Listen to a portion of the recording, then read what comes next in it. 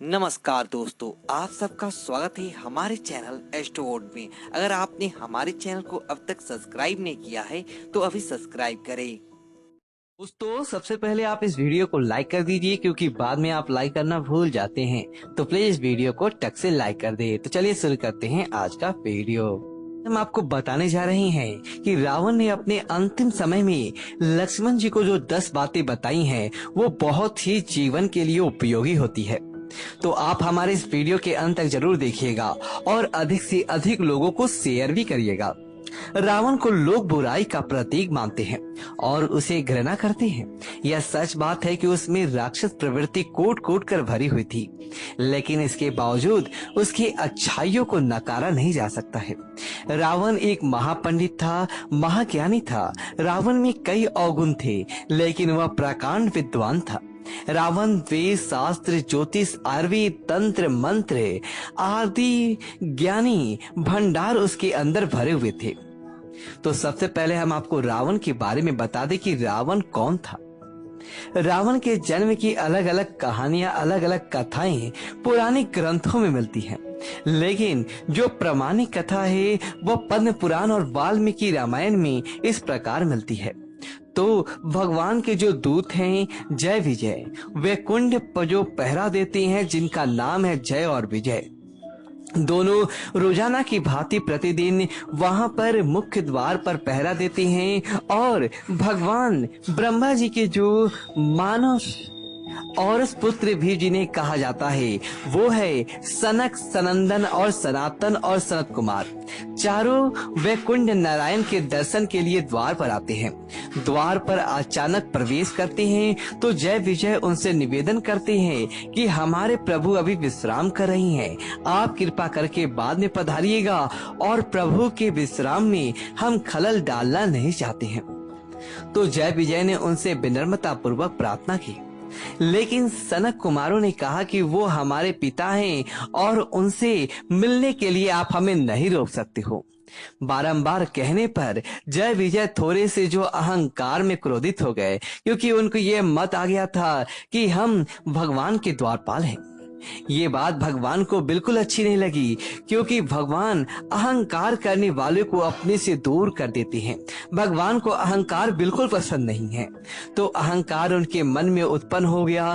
तभी भगवान ने निश्चय कर लिया कि इनको अहंकार से मुक्त करवाना ही होगा।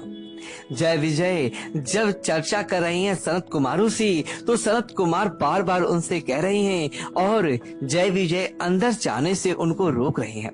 सनत कुमारों को क्रोध आया और उन्होंने तत्काल हाथ में अंजलि में जल लेकर श्राप दे दिया कि जाओ, तुम राक्षस बन जाओगे और पृथ्वी पर एक बार नहीं 3 बार तुमको राक्षस बनना होगा। जैसे ही उन्होंने श्राप दिया, तीनों लोकों में हाहाकार मच गया। तब उन्होंने जय विजय ने सनत कुमारों से क्षमा प्रार्थना की। सनत कुमारों ने कहा कि जाओ, तुम राक्षस तो बनोगे, लेकिन तुम्हारा उद्धार करने के लिए साक्षात नारायण पृथ्वी पर अवतरित होंगे और उनका जो है कृपा और उनकी जो दृष्टि तुम्हारे ऊपर रहेगा, इसलिए उनके द्वारा ही तुम्हारा राक्षस जाति से उद्धार होगा। जय विजय के श्राप प्राप्त करने के बाद जय विजय सीधे वहां से पृथ्वी पर आते हैं और पहला जन्म उनका होता है हिरण्यक्ष और हिरण्यकशिपु। दोनों का जन्म होता है और प्रभु के द्वारा दोनों की मुक्ति होती है और अगले जन्म में रावण और कुंभकर्ण बनते हैं। उसके बाद जो तीसरा जन्म हुआ वो होता है कंस और शिशुपाल का। इस प्रकार जय विजय ने तीनों जन्म प्राप्त किए और तीनों जन्म में उन्होंने राक्षस कुल में जन्म लिया और भगवान के हाथों ही उनका मोक्ष हुआ। इस प्रकार रावण जो कि जय विजय दूसरे जन्म में ही जो है कुंभकर्ण और रावण के रूप में पैदा हुआ। रावण के जन्म की जो कथा है वो इस प्रकार है कि रावण केकसी और महर्षि विश्वा के पुत्र थे। केकसी और विश्वा के 4 संतान रावण, कुंभकर्ण, सुप्रश्नेखा और विभीषण।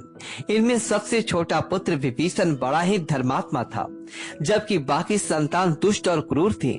क्योंकि केकसी ने अशुभ बेला में गर्भ धारण किया था, इसलिए महर्षि विश्वा ने ही कहा था कि तुम्हारी संतान दुष्ट स्वभाव वाली और क्रूर कर्मा होगी।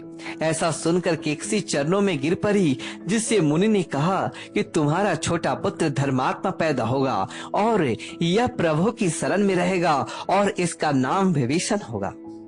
रावण का जन्म स्थान गौतम बुद्ध नगर की समीप विश्वरख नाम का जो है गांव माना जाता है, और ऐसा माना जाता है कि इस गांव का नाम विश्वा था।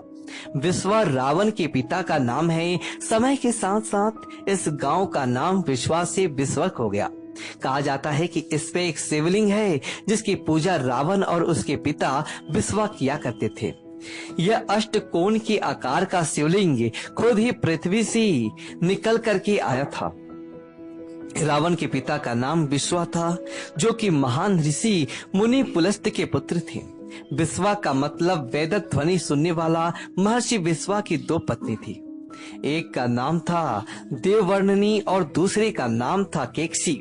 रावण केकसी और विश्वा का पुत्र था।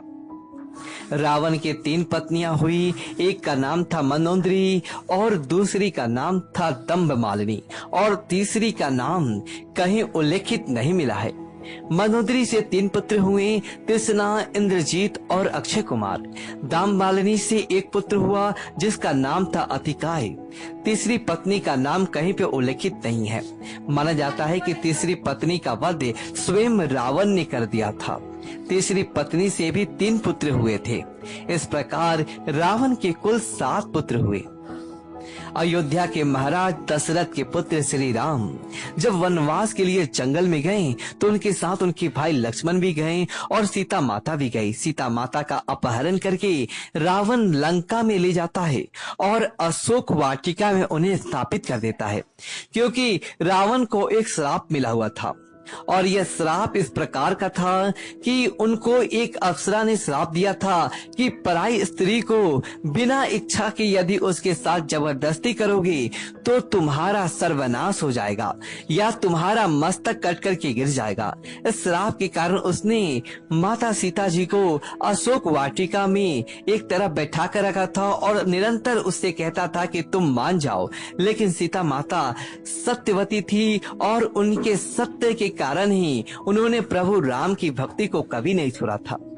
भगवान श्री राम और रावण का भयंकर युद्ध हुआ और जब युद्ध हुआ तो रावण का जो है वध भगवान श्री राम के द्वारा कर दिया गया। जब रावण का वध हो गया तब वह अंतिम समय में अंतिम दौर में चल रहा था।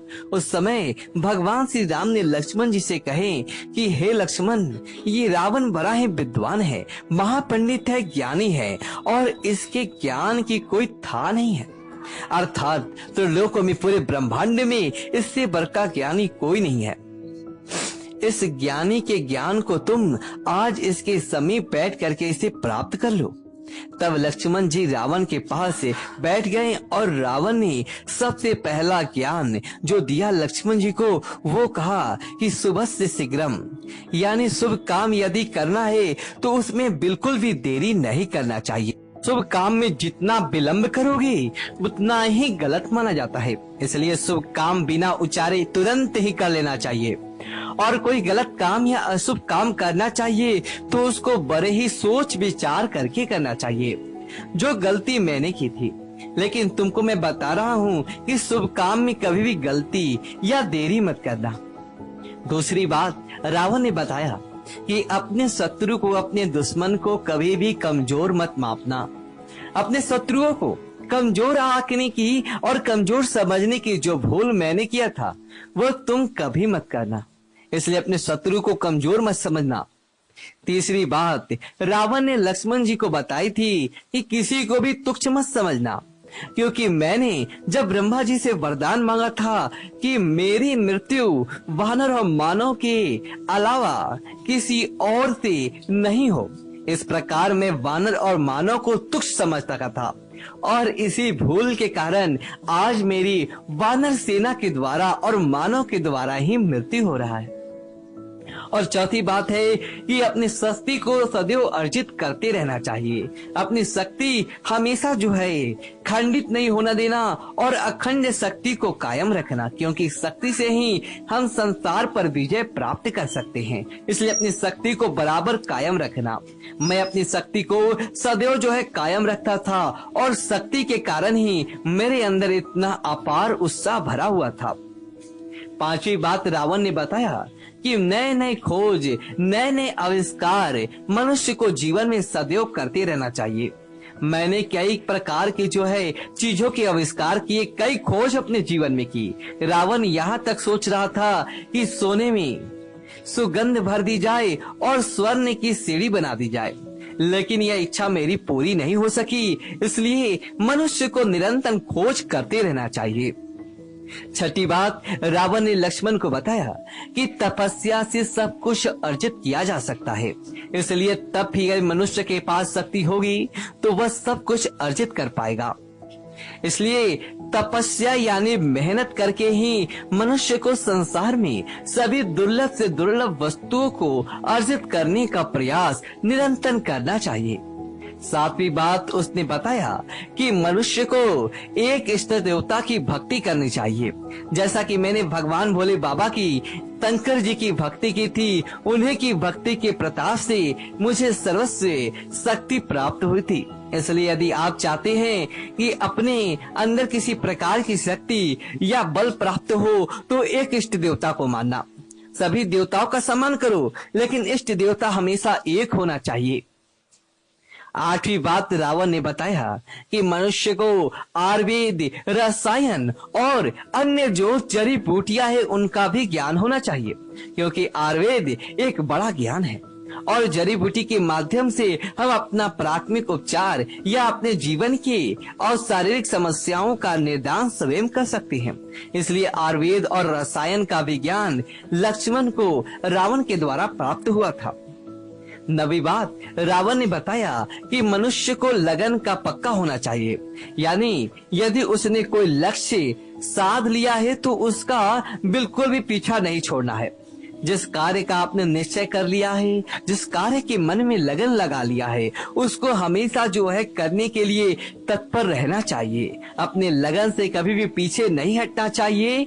और 10वीं बात है कि मनुष्य को अध्ययन यानी शास्त्रों की रचना या अध्ययन करते रहना चाहिए। किताबें पढ़ना, किताबें लिखना या अन्य लेखन या अध्ययन कार्य लगातार करते रहना चाहिए, क्योंकि रावण ने भी कई शास्त्रों की, कई ग्रंथों की रचना की। अद्भुत और दिव्य ग्रंथ आज भी इस पृथ्वी पर उपलब्ध है जिनको रावण ने बनाया है।